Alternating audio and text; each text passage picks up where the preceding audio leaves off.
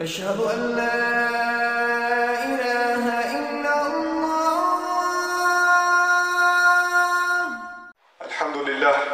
الحمد لله خالق الوجود من العدم وجاعل النور من الظلم ومخرج الصبر من الألم وملقي التوبة على الندم، فنشكره على المصائب كما نشكره على النعم، ونصلي على رسوله الأكرم ذي الشرف الأشم والنور الأتم والكتاب المحكم وكمال النبيين والخاتم، سيد ولد آدم الذي بشر به عيسى بن مريم ودعا لبعثته إبراهيم عليه السلام حين كان يرفع قواعد بيت الله المحرم، فصلى الله عليه وسلم وعلى أتباعه خير الأمم الذي بارك الله بهم كافة الناس العرب منهم والعجم. فالحمد لله الذي لم يتخذ ولدا ولم يكن له شريك في الملك ولم يكن له ولي من الذل وكبره تكبيرا. والحمد لله الذي أنزل على عبده الكتاب ولم يجعل له عوجا.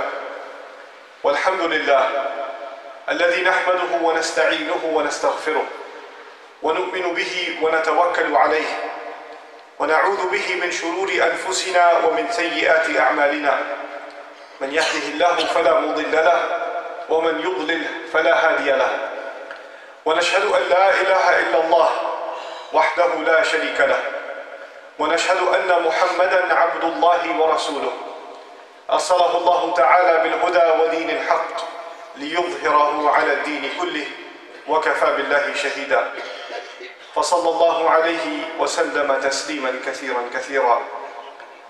ثم أما بعد، فإن أصدق الحديث كتاب الله، وخير الهدي هدي محمد صلى الله عليه وسلم، وإن شر الأمور محدثاتها، وإن كل محدثة بدعة، وكل بدعة ضلالة، وكل ضلالة في النار.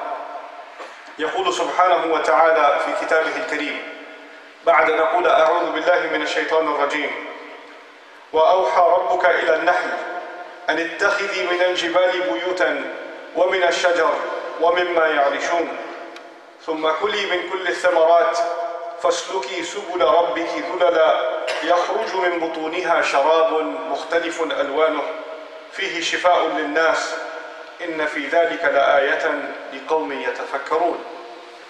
رب اشرح لي صدري ويسر لي أمري واحلل عقدة من لساني يفقه قولي. واللهم ثبتنا عند الموت بلا إله إلا الله، واللهم اجعلنا من الذين آمنوا وعملوا الصالحات وتواصوا بالحق وتواصوا بالصبر، آمين يا رب العالمين. একজন মুসলিমের চিন্তা পদ্ধতি অন্য সবার চেয়ে ভিন্ন। এর কারণ হলো আল্লাহর কিতাব। এটা আমাদের চিন্তাধারাকে রূপদান করে। বস্তুত আজ আমি আলোচনা শুরু করতে চাই সূরা মুলকের একটি আয়াত দিয়ে, যেখানে বলা হয়েছে লোকেরা জাহান্নামে প্রবেশ করছে আর প্রবেশ করাকালে তাদেরকে তাদের অপরাধ সম্পর্কে জিজ্ঞেস করা হচ্ছে। তখন তারা উত্তরে বলবে, ওয়াকালু লাউ কুন্না নাসমাউ আও নাকিল মা কুন্না ফি আসহাবিস সাঈর। বিখ্যাত একটি আয়াত। এবং তারা বলবে, যদি আমরা শুনতাম। চলুন এখানে একটু থামি। এখানে কি শোনার কথা বলা হচ্ছে? যদি কুরআন শুনতাম, যদি ইসলামের বার্তা শুনতাম, যদি উপদেশগুলো শুনতাম, যদি কুরআন শুনতাম।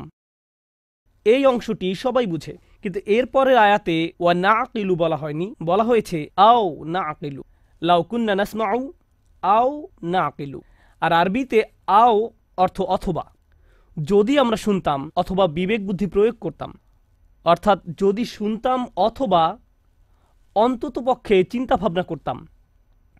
কথাগুলো এভাবে উপস্থাপনার পেছনে শক্তিশালী উদ্দেশ্য রয়েছে। একদিকে মুসলমানরা কিছু শুনলে সেখান থেকে কিছু শেখার চেষ্টা করবে। আমরা খুতবা শুনি, রিমাইন্ডার শুনি, লেকচার শুনি, কিছু পড়লেও আমরা ওইখান থেকে শিখি। এগুলো থেকে আমরা উপদেশ গ্রহণ করে থাকি এবং হতে পারে এগুলোর আলোকে নিজের ভালোর জন্য নিজের মাঝে পরিবর্তন আনি। অন্তত পক্ষে প্রত্যেকের মাঝে পরিবর্তনের চেষ্টা থাকা উচিত। এই মানুষগুলোর আজ এই পরিণতির অন্যতম একটা কারণ হলো ভালো ভালো উপদেশ শোনার পরেও তারা নিজেদের পরিবর্তন করেনি। তারা শুনতে অস্বীকার করলো। মানে শ্রবণ করার দুইটা দিক রয়েছে। একদিকে কিছু কথা কানে প্রবেশ করা আর অন্যদিকে সে কথাগুলো নিজের জীবনে প্রয়োগ করা। আরবি ভাষার ক্ষেত্রে এই কথা যেমন সত্য, তেমনি ইংরেজি ভাষার ক্ষেত্রেও সত্য। যেমন যখন একজন বলেন আমি তাকে উপদেশ দেওয়ার চেষ্টা করেছি কিন্তু সে শোনেনি, এর অর্থ এটা নয় যে সে আমার কথা শুনতে পায়নি, বরং এর অর্থ হলো সে আমার কথা অনুযায়ী কাজ করেনি। তাহলে দেখা যাচ্ছে শ্রবণ করার মাঝে এই দুইটি দিক রয়েছে। কিন্তু পরের কথাটির উপর আজ আমি জোর দিতে চাই, অথবা যদি আমরা চিন্তা ভাবনা করতাম, যদি আমরা নিজেদের বিবেক বুদ্ধি প্রয়োগ করতাম। এই আয়াতের বাহিরে আরও বহু আয়াতে আমাদের বলেছেন একজন মুসলিমের নিয়মিত চিন্তা করা উচিত, এমনকি যখন সে কোনো শায়েকের কাছ থেকে কিছু না শুনে নিভৃতে বসে থাকে তখনও তার চিন্তা করা উচিত। আমরা সর্বদা চিন্তাশীল মানুষ, তো যে বিষয়গুলো আমাদের চিন্তাশীল বানায় তা হলো আয়াত। আল্লাহর নিদর্শনগুলোর উদ্দেশ্য হলো লাআল্লাহুম ইয়াতাফাক্কারুন লিকওমি ইয়াকিলুন লাআল্লাকুম তাকিলুন লিয়াদাব্বারু লিআয়াতি, যাতে তারা এর আয়াতসমূহ নিয়ে গভীরভাবে চিন্তা করে। আর আয়াত বলতে শুধু কোরআনের আয়াত বোঝানো হচ্ছে না, চারপাশে আল্লাহর যে বিস্ময়কর সৃষ্টি রয়েছে তাও বোঝানো হচ্ছে। যখন বাহিরে গিয়ে আকাশের দিকে তাকান তখন আপনার এটা নিয়ে চিন্তা করা উচিত।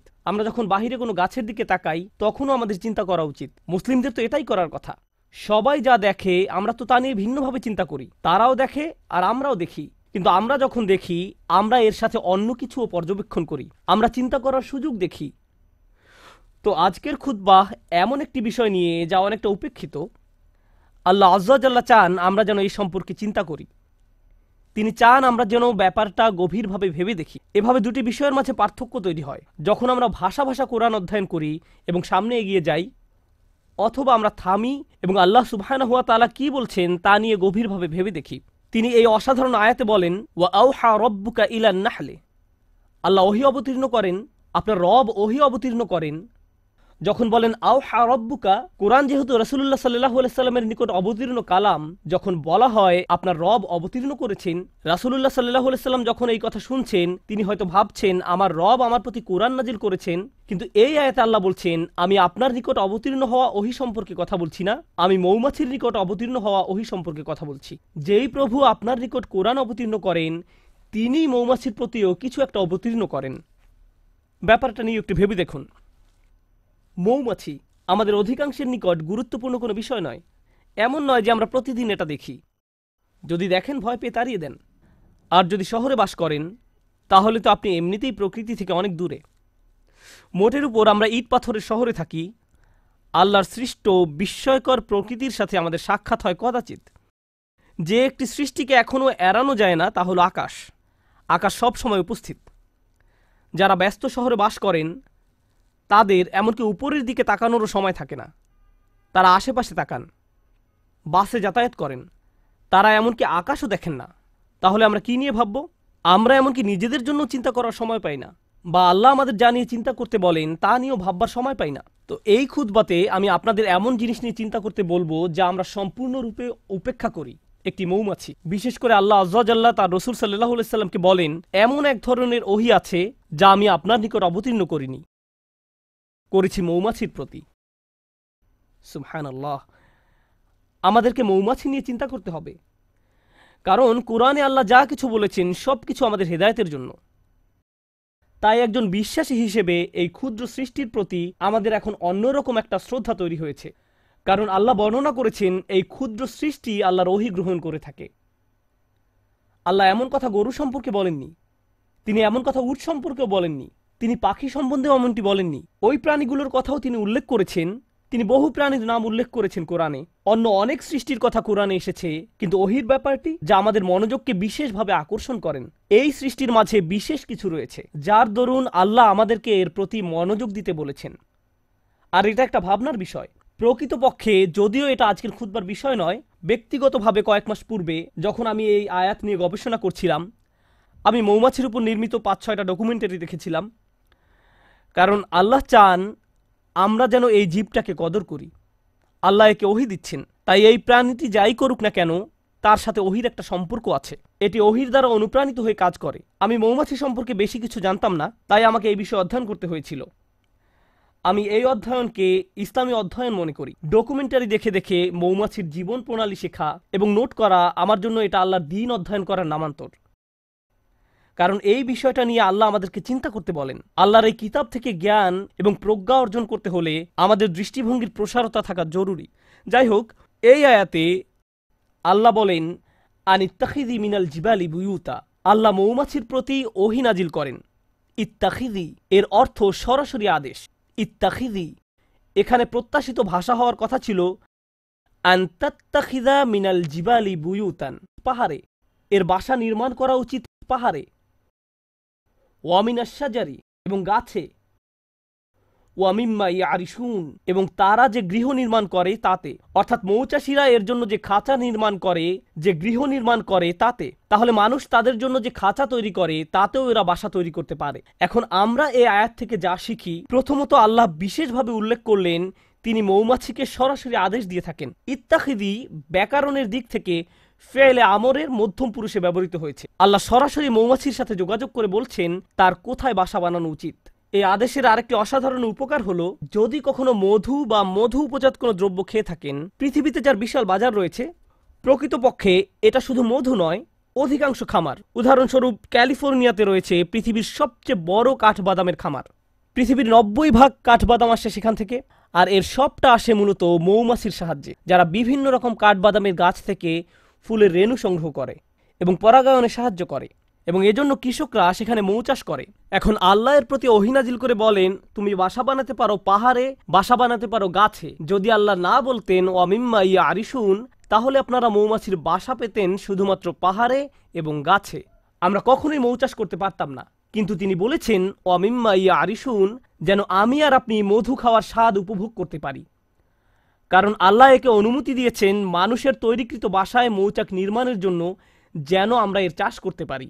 ব্যাপারটা নিয়ে একবার ভেবে দেখুন। এই ভাবনা আমাদেরকে এই সত্য অনুধাবন করতে সাহায্য করে যে আল্লাহর সৃষ্টি জগৎ থেকে যত কিছু আমরা উপভোগ করতে পারছি, এর কারণ আল্লাহ এদেরকে সরাসরি আদেশ করেছেন আমাদের সেবা করার জন্য। এই ক্ষেত্রে মৌমাছিকে আদেশ করা হয়েছে আমাদের সেবা করার জন্য। তাই যখন মানুষ মৌ বক্স নির্মাণ করে, তুমি তাকে নিজের বাসা হিসেবে গ্রহণ করে নাও।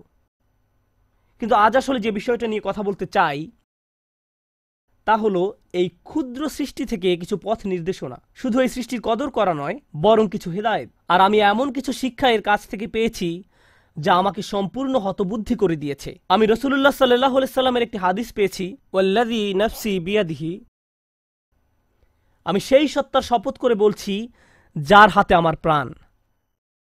আল্লাহ রসুল সাল্লাল্লাহু আলাইহি সাল্লাম কোনো শপথ করা ছাড়াই যা ইচ্ছা বলতে পারতেন, কিন্তু তিনি সর্বপ্রথম আল্লাহর নামে শপথ করেছেন, কারণ তিনি এখন যা বলতে যাচ্ছেন নিশ্চয়ই তা আশ্চর্যজনক কোনো বিষয়। তিনি বলেন ইন্না মাসালাল মুমিন কামাসালিল নাহলা, ঠিক মৌমাছির মতো।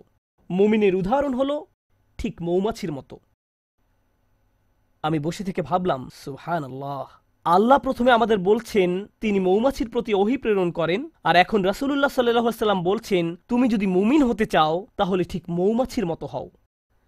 মৌমাছির মতো হলে কি হবে, আর কিভাবে মৌমাছির মতো হব? মৌমাছি আমাকে আমার ঈমান সম্পর্কে কি শেখাবে? কিভাবে একজন বিশ্বাসীর মতো বাঁচতে হবে এ ব্যাপারে মৌমাছি কি শেখাবে? ব্যাপারটা এতই সিরিয়াস যে আল্লাহ রসুল সাল্লাল্লাহু আলাইহি সাল্লাম প্রথমে আল্লাহর নামে শপথ করেছেন, তারপর এই কথা বলেছেন। তো তিনি আমাদের কিছু কথা বললেন যার প্রতি আমাদের মনোযোগ দেওয়া প্রয়োজন। কিন্তু আমি চাই রাসূলুল্লাহ সাল্লাল্লাহু আলাইহি সাল্লাম কি বলেছেন আপনারা তার প্রতি মনোযোগ প্রদান করুন। তিনি বলেন আকালাত তাইয়িবান, এটি ভালো জিনিস খায়, এটি ভালো এবং খাঁটি জিনিস খায়। মৌমাছি উত্তম ফুলের নিকট যায়, এটি এমন কোনো ফুলের নিকট থেকে নেয় না যেটি অপরিপক্ক, নষ্ট। এটি এমনকি এমন কোনো ফুলের নিকটও যায় না, গন্ধ শুকে এটি বুঝে ফেলে অন্য মৌমাছি ইতোমধ্যে এই ফুলের কাছ থেকে নিয়ে গেছে। এটি নতুন, পরিষ্কার, খাঁটি একটি ফুলের নিকট যায়। এটি শুধু সেই ধরনের ফুলের নিকট যায়। আমাদের ঈমানের প্রথম যে ব্যাপারটি এখানে হাইলাইট করা হয়েছে তা হলো যে রিজিকের আমরা সন্ধানে বেরিয়ে পড়ি, শুধু যে খাদ্য আহার করি তাই নয়, বরং যে রিজিকের পিছনে ছুটি, যে চাকরি আপনি পাবেন, যে ব্যবসা আপনি শুরু করবেন, যে টাকা আপনি কামাবেন এবং যে খাদ্য আপনি আহার করবেন, সব কিছুতে খাঁটি জিনিসের সন্ধান করুন। এমন জিনিসের অনুসন্ধান করুন যা খাঁটি, যা পবিত্র, সর্বোত্তম জিনিসের খোঁজ করুন। আর জানেন তো, মৌমাছি সবচেয়ে ভালো ফুল না পাওয়া পর্যন্ত খুঁজতে থাকে। তাই আমাদেরও সেরাটা অর্জন করতে হবে। ফালিয়ুতকিনহু, একজন মুমিনের দৃষ্টিভঙ্গি এমনই, তার উচিত দক্ষতা অর্জন করা। আপনাদের সবাই যখন কিছু করবেন তাতে দক্ষতা অর্জন করুন। আপনার উচিত সেরা হওয়া, এটাই মৌমাছি করে। সে সেরা ফুলের সন্ধানে থাকে, এটাই মৌমাছি করে। এটাই প্রথম শিক্ষা। তারপর তিনি বলেন অওয়াদাআত তাইয়িবান, এটি উত্তম উপায়ে বসে। যেভাবে এটি ফুলের উপর বসে তা খুব সুন্দর, ব্যাপারটা ভালো এবং খাঁটি। আর আপনাকে এ সম্পর্কে গবেষণা করতে হবে। মৌমাছি নিয়ে গবেষণা না করলে তো এটা আপনি জানতে পারবেন না। মৌমাছি নিয়ে অধ্যয়ন করলে জানতে পারবেন তারা শুধু সে ফুলের কাছেই পরাগ নিয়ে যায় যে ফুলের পরাগ দরকার। মৌমাছি যখন কোনো ফুল থেকে মধু নিতে যায়, তারা ওই ফুল থেকে মধু নিবে না যদি না তারা ওই ফুলকে আরো বেশি কিছু দেয়।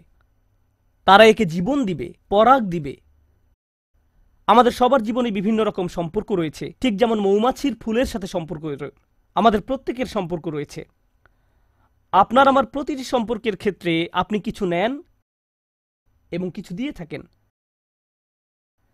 আপনার বিবাহের ক্ষেত্রে আপনি কিছু দিয়ে থাকেন এবং কিছু নিয়ে থাকেন। যখন আপনি পিতা বা মাতা হন, যখন আপনি একজন শিক্ষক, তখনও আপনি কিছু দিয়ে থাকেন এবং কিছু নিয়ে থাকেন। যখন আপনি কারো চাকরি করেন বা মালিক পক্ষের হয়ে থাকেন, তখনও কিছু নিয়ে থাকেন এবং কিছু দিয়ে থাকেন। কিন্তু মৌমাছি যা কিছু নেয় তার চেয়ে অনেক বেশি দিয়ে থাকে। এটি নেওয়ার চেয়ে দেয় অনেক বেশি, আর যা প্রদান করে তা গ্রহীতার জীবনকে উন্নত করে। আর যা নিয়ে যায় তা গ্রহীতার কোনো ক্ষতি করে না। এটি ফুল থেকে যা নেয় তা ফুলের কোনো ক্ষতি করে না। এটি ফুলের উপর পা গুলো রাখে খুব সুন্দর করে। প্রসঙ্গত, ফুলের খুব কোমল জায়গায় মৌমাছিকে বসতে হয়। ফুলের তুলনায় মৌমাছি ভারী একটা জীব। যদি সে তার সম্পূর্ণ ওজন ফুলের ওই কোমল জায়গায় রাখে, তাহলে এটি ভেঙে যেতে পারে। তাই এটি ভাসতে থাকে, পুরো ওজন ফুলের উপর রাখে না। এটি পাখাগুলোকে ঝাপটাতে থাকে যেন সম্পূর্ণ ওজন ফুলের উপর না রাখতে হয়। আমরা এখান থেকে কি শিখছি? আপনার একটি সম্পর্ক আছে, কিন্তু আপনি শুধু দাবি করতে থাকেন, চাইতে থাকেন। তারপর এক সময় আপনার প্রিয় বন্ধু, আপনার কর্মচারী, আপনার স্বামী বা স্ত্রী, তাদের ধৈর্যের বাঁধ ভেঙে যায়। আপনার কিছু জিনিস দরকার, হ্যাঁ আমি একমত, কিন্তু অতিরিক্ত নিতে যাবেন না। তাদেরকে এমন চাপে ফেলবেন না যে তারা ভেঙে পড়বে। আর যদি কিছু চান তাহলে বেশি করে প্রদান করুন। তার জন্য কিছু নিয়ে আসুন, তারপর দাবি করুন। আর যখন চাইবেন কম করে চান, জাস্ট যতটুকু দরকার, যতটুকু প্রয়োজন। তাহলে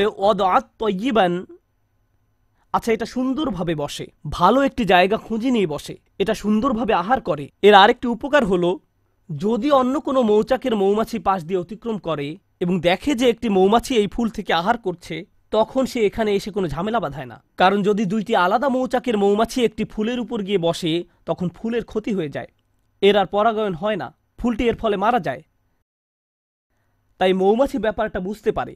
সে জানে যে এই ফুলের সাথে ওই মৌচাকের সম্পর্ক গড়ে উঠেছে, আমার আর এর কাছে যাওয়া উচিত নয়। এবং গন্ধ শুঁকে বুঝতে পারে। এরপর সে অন্য আরেকটি ফুলের নিকট যায় যাকে স্পর্শ করা হয়নি এখনো। আর আমরা কি করি? কেউ একটা দোকান খুললো, আরেকজন দেখে ভাবলো ভালো ব্যবসা, আমারও ঠিক একই রকম একটা দোকান দিতে হবে রাস্তার ওই পাশে। আর ওই লোকের সব কাস্টমার নিয়ে যায়। যখনই কোনো কাস্টমার ওই ব্যক্তির দোকানে যেতে নেয়, এই ভাই এদিকে আসেন, আপনাকে একটা জিনিস দেখাই। আমরা কি করি? আরো শত শত জায়গা আছে যেখানে আমি দোকান দিতে পারি। আল্লাহ রিজিক প্রশস্ত, আমাকে তার প্লেটের ভাত নিজের প্লেটে তুলে নিতে হবে না। কিন্তু এটাই আমরা করি। মানুষ এমন কৃপণের কৃপণ। আমি এমন মুসলিম চাকরিজীবীর কথা জানি যারা অনেক টাকা কামায়। আমি এমন ডাক্তারদের কথা জানি যারা যথেষ্ট টাকা আয় করে। তারপর হয়তো কোনো মেডিকেল কলেজের ছাত্র যে হাসপাতালে ইন্টার্নশিপ খুঁজছে, আর এই ডাক্তার তার জন্য সুপারিশ করে না, কারণ হয়তো 5 বছর পরে সে আমার চেয়ে বেশি আয় করবে। আমি এটা চাই না। এভাবে আমরা একে অন্যকে সাহায্য করতে চাই না। অথচ একজন বিশ্বাসীর মনোভাব হওয়া উচিত ছিল এরকম, আচ্ছা সে তার রিজিক এখানে আয় করছে, আমার উচিত অন্য কোনো জায়গা যাওয়া। আমার তার রিজিকে ভাগ বসানোর দরকার নেই। পুঁজিবাদী সমাজের মতো গলা কাটার দরকার নেই। আপনি এই দুনিয়াতে অন্য মানুষের রিজিক দখল করে নিজের টাকা আয় করতে আসেননি। আমি শুধু আমার লাভ বুঝি, আমি এছাড়া অন্য কিছু বুঝি না। সুবহানাল্লাহ। আর নবী সাল্লাল্লাহু আলাইহি সাল্লাম বলেন, ওয়াকাত ফালাম তাকসির, এটা বসে কিন্তু ভেঙে ফেলে না, এটা দাবি করে এবং নিজেরটা নেয় কিন্তু ভাঙে না। এটা নেয় সর্বোত্তম পন্থায়। আহার করার কি এক মহৎ পন্থা, বাঁচার কি এক মহৎ পন্থা।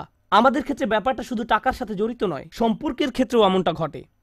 আমাদের সকল সম্পর্কের জন্য এখান থেকে যা শিখছি, যদি আমরা সত্যই মৌমাছির কাছ থেকে কি শিক্ষা নিব তা বুঝতে পারি, যে শিক্ষাটা উপলব্ধি করার প্রতি রাসূলুল্লাহ সাল্লাল্লাহু আলাইহি ওয়াসাল্লাম এত বেশি জোর প্রদান করেছেন, তাহলে আমাদের বুঝতে হবে, আমি কি আমার বাচ্চাদের উপর অনেক বেশি প্রেসার দিচ্ছি? আমি কি আমার পিতামাতার কাছ থেকে অনেক কিছু দাবি করছি? আমি কি আমার স্বামীর কাছ থেকে বেশি কিছু দাবি করছি? আমি কি আমার স্ত্রীর কাছে অনেক কিছু আশা করছি? আমি কি আমার বন্ধুর কাছে অনেক অনেক কিছু চাচ্ছি? আমি কি আমার কর্মচারীদের উপর অনেক বেশি কঠোর? আমি কি আমার শিক্ষককে অনেক বেশি জ্বালাতন করছি? আপনাকে এই প্রশ্নগুলো করতে হবে, কারণ আপনি মৌমাছির মতো হতে চান। তারপর সবশেষে তিনি বলেন, ওয়ালাম তুফসিদ, ওয়ালাম তুফসিদ, এবং এটি কোনো দূষণ তৈরি করে না।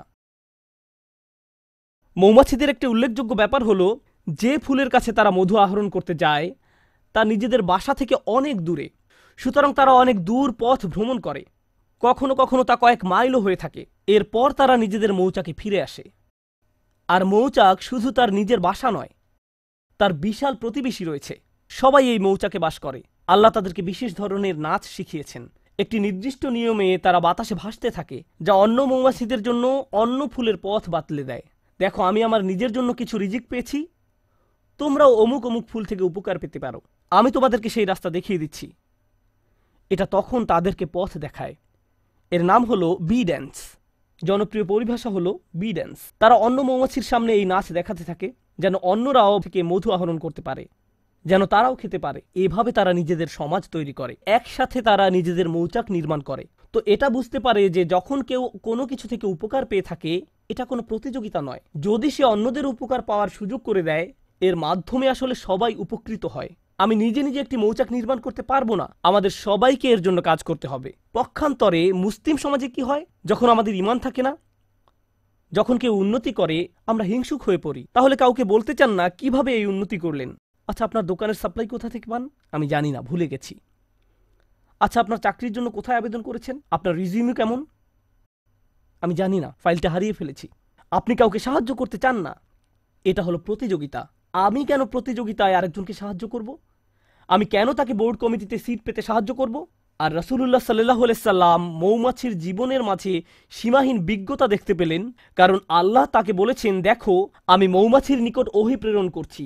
ওয়া আওহা রব্বুকা ইলান নাহল। যে পথটা মৌমাছি অনুসরণ করে, আল্লাহ তাকে বলছেন সুবুলা রাব্বিক। মৌমাছি বৃত্ত তৈরি করে দুলতে দুলতে সামনে চলতে থাকে, কিন্তু আমাদের পক্ষে তাদের এই পথ ভ্রমণ দেখা সম্ভব নয়। আর আল্লাহ বলছেন, প্রতিটি বাঘ যে এটি নিয়ে থাকে সেটি তার রবের দেখানো পথ। আল্লাহ তাদের জন্য এই পথটি তৈরি করেছেন, আর তিনি এটাকে জুলুলান বলেছেন। এই আয়াতে যে হাল ব্যবহার করা হয়েছে তা হলো জুলুলান। আল্লাহ বর্ণনা করেছেন, মৌমাছি নম্রতার সাথে এগিয়ে চলে।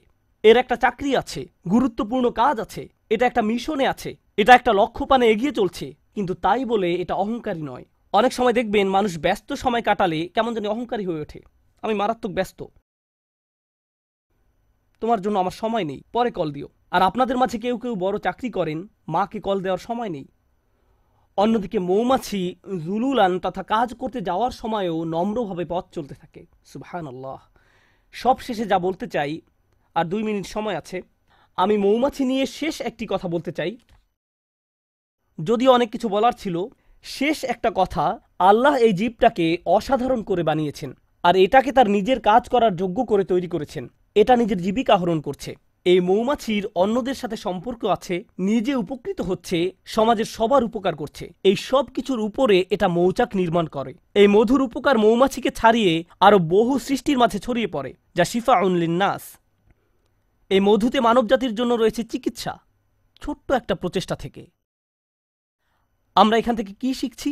আমরা যদি মুমিনদের একটি সমাজ তৈরি করতে চাই, আমরা যদি পরস্পরের উপকার করতে চাই, আমরা যদি একসাথে ভাই ভাই হয়ে বাস করতে চাই এবং অল্পে তুষ্ট থাকি, আমাদের সম্পর্কগুলোর উপর বেশি চাপ না দিয়ে থাকি, এর ফলে আমরা যে সমাজ নির্মাণ করব, এতে শুধু নিজেদের উপকার হবে না, বরং মানবতা এর দ্বারা উপকৃত হবে, আরোগ্য লাভ করবে।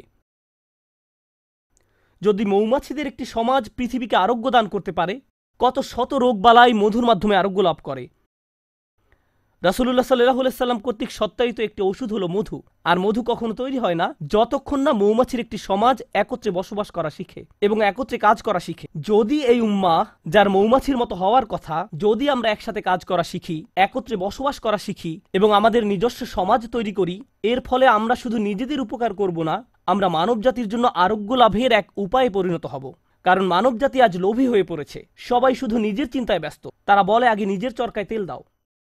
আমরা এই গ্রহকে জ্যান্ত সাবার করে ফেলেছি। প্রসঙ্গত, এতে অবাক হওয়ার কিছু নেই। আজ যেহেতু পৃথিবীতে ফিতনা বেড়ে গেছে, পৃথিবীতে আরেকটি ট্র্যাজেডিও লক্ষ্য করা যাচ্ছে। মৌচাকগুলো দিন দিন উধাও হয়ে যাচ্ছে।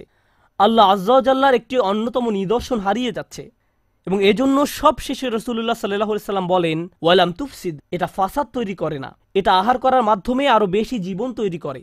যখন মৌমাছি আহার করে এটি আরো জীবন তৈরিতে সাহায্য করে। আজকের দুনিয়ায় যেভাবে ম্যানুফ্যাকচারিং ইন্ডাস্ট্রিগুলো কাজ করে, যেভাবে আপনি ভোগ করি, আমরা জীবন বৃদ্ধি করি না, বরং আমরা উৎপাদন করি উল্লেখযোগ্য পরিমাণে মৃত্যু ঘটানোর মাধ্যমে। আমরা পৃথিবীতে অনেক বেশি দূষণ তৈরি করি, আমরা অনেক বেশি সামাজিক অপচয় এবং অর্থনৈতিক অপচয় তৈরি করি, আমরা দুনিয়াতে ফাসাদ তৈরি করি। আর রাসূলুল্লাহ সাল্লাল্লাহু আলাইহি সাল্লাম বলছেন, মৌমাছির মতো ভোগ করতে শেখো, যেন পৃথিবীতে ফাসাদ তৈরি করা থেকে বিরত থাকতে পারো। পৃথিবীকে আরো বাসযোগ্য করে তোলো। তোমরা তোমাদেরটা নিতে পারো, কিন্তু এর মানে এটা নয় যে পৃথিবীকে এর জন্য বিশাল মূল্য দিতে হবে, পরবর্তী প্রজন্মকে এর জন্য মূল্য দিতে হবে। আল্লাহ আমাদেরকে এর কদর করতে সাহায্য করুন, আমাদের চিন্তাশীল মানুষে পরিণত করুন। আল্লাহ আমাদেরকে গভীর জ্ঞানপূর্ণ এক ধর্মদান করেছেন। আল্লাহর শপথ, যদি এই ধর্ম নিয়ে চিন্তা করেন তাহলে এটা অন্যরকম এক বিষয়। আর যদি সারা জীবন ধরে শুধু অনুসরণ করে আসছেন কিন্তু কোনোদিন এই ধর্ম নিয়ে চিন্তা করেননি, তাহলে এটা সম্পূর্ণ ভিন্ন রকম একটা বিষয়। আল্লাহ আমাদের চিন্তাশীল মানুষে পরিণত করুন, ভাবুক মানুষে পরিণত করুন, এবং এমন মানুষে পরিণত করুন যারা আসলেই কোরআনের আয়াত নিয়ে চিন্তা করতে পারে এবং রাসূল সাল্লাল্লাহু আলাইহি সাল্লামের হাদিসের গভীর শিক্ষা নিয়ে ভাবতে পারে। বারাকাল্লাহু লি ওয়া লাকুম ফিল কুরআনিল হাকিম ওয়া নাফা'নি ওয়া ইয়্যাকুম বিল আয়াতি ওয়া যিকরিল হাকিম। أشهد أن لا